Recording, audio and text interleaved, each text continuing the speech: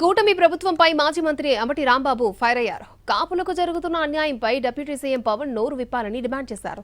Pawan Kalyan అండతోనే TDP అధికారంలోకి వచ్చిందన్నారు. కాపు corporation వల్ల కాపులకు జరిగిన మేలేంటని ప్రశ్నించారు అంబటి రాంబాబు. పవన్ కళ్యాణ్ గారి అండతో వచ్చినటువంటి ప్రభుత్వం నేను అడుగుతా ఉన్నాను, ఏం చేశారు? మీరు ఒక లోన్లు ఇచ్చారా? ఒక విదేశీ లోన్లు ఇచ్చారా? కాపు కార్పొరేషన్ ఫండ్స్ ఎంత ఇచ్చారు? అదే దీనిలో ఈ కాపు సంఘానికి సంబంధించిన వాళ్ళు రిప్రజెంటేషన్ ఇచ్చారు. దీని మీద స్టడీ చేస్తాం. నేను ముఖ్యంగా జనసేన నాయకులు అడుగుతా ఉన్నా, అయ్యా ఇప్పటికైనా మీరు ప్రభుత్వం మీద ఒత్తిడి తీసుకుని, ఎందుకంటే మీరు భాగస్వాములు కదా, కాపులకు అన్యాయం జరుగుతుందని గొగ్గోలు పెడుతున్నారు. లెక్కలు కనిపిస్తూ ఉన్నాయి.